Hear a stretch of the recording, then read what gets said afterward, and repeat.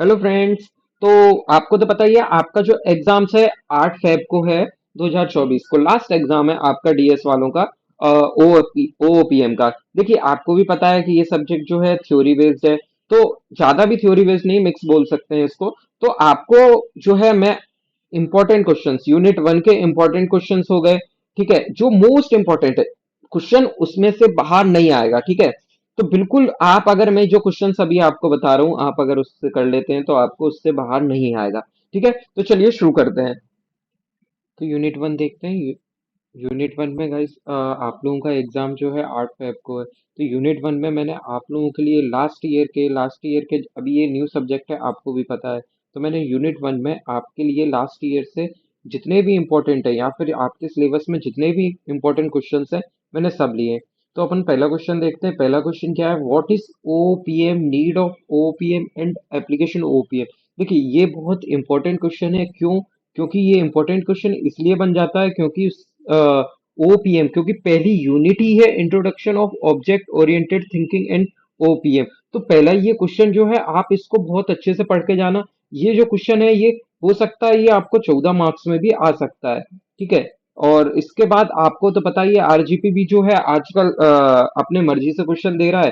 तो आप application OPM, characteristics and feature of OPM, need of OP और ये सारी चीजें आप पढ़ के जाना, ठीक है। डिफरेंस बिटवीन ओओपी एंड ओपीओपी, ये क्वेश्चन जो है 7 मार्क्स में जरूर आएगा, ठीक है। यूनिट वन में ये क्वेश्चन जो है काफी वैल्यू रखता है, जिसकी वजह से ये क्वेश्चन 7 मार्क्स में जरूर आएगा, ठीक है। उसके उसके बाद एक्सप्लेन। एक्सप्लेन आप इनकी डेफिनेशन भी पढ़ लें, आप इनकी डेफिनेशन 4-5 लाइन की भी अगर पढ़ेंगे तो कोई दिक्कत नहीं है।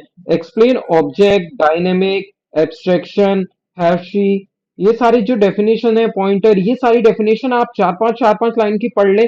इनमें से एक या दो डेफिनेशन गारंटीड आएगी, ठीक है। एक या दो डेफिनेशन जो है गारंटीड आएगी। फिर उसके बाद क्या है, what is C plus plus steam.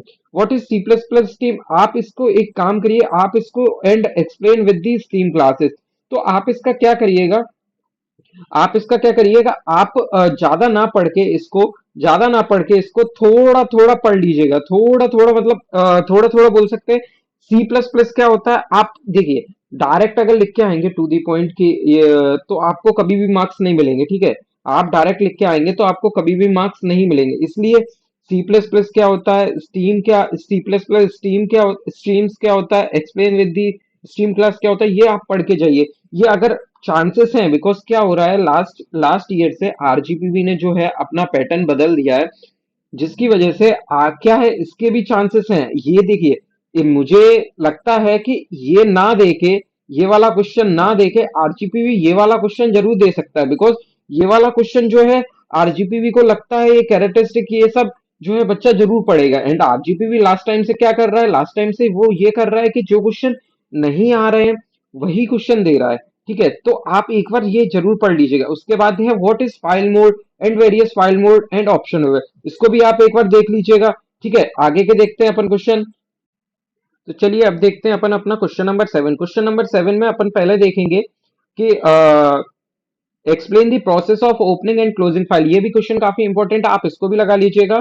And then है control statement and C plus plus. देखिए जब आप सी प्लस प्लस स्ट्रीम्स जब पढ़ें तब आप इसको भी जरूर देख लीजिएगा, ठीक है। ये साथ में है, अगर ये क्वेश्चन आए control statement in C plus plus तो आप वो भी लिखिएगा, और अगर ये क्वेश्चन ना आए तो आप वो भी लिख दीजिएगा। मतलब आप दोनों देखिए, जब भी क्या होता है एग्जाम आप दें, आपको ऐसा लगे कि जैसे पूछा गया है characteristics of dB, sorry, OP, तो आप एक काम करिए, कैरेक्टरिस्टिक की जगह पहले ओपीएम क्या होता है फिर उसके बाद कैरेक्टरिस्टिक लिखिए। इससे क्या होगा, आपका क्वेश्चन भी बड़ा बनेगा एंड सामने वाले को पता लगेगा कि आपको काफी नॉलेज है। फिर उसके बाद नेक्स्ट क्वेश्चन है, what are the function supported by file stream classes for performing IO operation. देखिए ये भी क्वेश्चन जो है, what are the function supported by file stream classes, ये भी पढ़ लीजिएगा। Explain the user defined data type in C plus. देखिए सी प्लस प्लस जो है इस यूनिट में ओओपी में डिफरेंस और पीओपी में डिफरेंस हो गया, ठीक है। और ओपी क्या होता है वो हो गया, और एक ये सी प्लस वाला टॉपिक जो हो गया, ये सबसे ज्यादा इंपॉर्टेंट है। इनमें तीनों में से एक ना एक क्वेश्चन जो है 7 या 14 मार्क्स का जरूर आएगा। ठीक है, उसके बाद explain data types, loops, array, इनमें से एक किसी पे शॉर्ट नोट लिखने के लिए आ सकता है, तो आप इसको भी पढ़ लीजिएगा। अब ये जो है types, conversation and control statement, ये जो है, देखिए लास्ट ईयर का पहली बार एग्जाम हुआ था डीएस का, जिसकी वजह से कोई भी एक्यूरेट नहीं बता रहा, पर ये क्या है, ये टॉपिक जो है सीएससी वालों से हटके न्यू टॉपिक है, सिर्फ डेटा साइंस वालों को स्पेशली टॉपिक है। तो आप एक काम करिए, इनको जरूर देख लीजिएगा, बिकॉज देखिए सीएससी वालों का भी सेम है, आपका भी सेम है कोर्स, बट ये जो टॉपिक्स दो हैं, ये दो टॉपिक सबसे अलग हैं। ये दो टॉपिक सबसे अलग हैं, ये types, conversation and control statement, ये दो टॉपिक जो हैं सबसे अलग टॉपिक है, तो आप इन दोनों को जरूर देख लीजिएगा। ठीक है, ये मैंने आपको टोटल 12 क्वेश्चन बताए। ठीक है, ये 12 क्वेश्चन जो है आप जरूर देख लीजिएगा, और ये दो 12 क्वेश्चन जो है इन्हीं में से गारंटीड गारंटीड 3 से 4 क्वेश्चन आपको जरूर आएंगे यूनिट 1 से।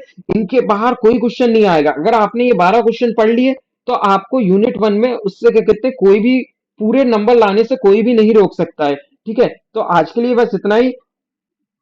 और बाकी के क्वेश्चंस के लिए, बाकी की यूनिट इंपॉर्टेंट क्वेश्चन के लिए, जैसे यूनिट 2 हो गई, यूनिट 3 हो गई, यूनिट 4 हो गई, अगर आपको इन सब के भी इंपॉर्टेंट क्वेश्चन चाहिए, तो आप कमेंट करके जरूर बताइए। मैं आपको सीएससी डेटा साइंस के, ये चैनल सिर्फ सीएससी डेटा साइंस के लिए आपको वीडियो प्रोवाइड कराएगा।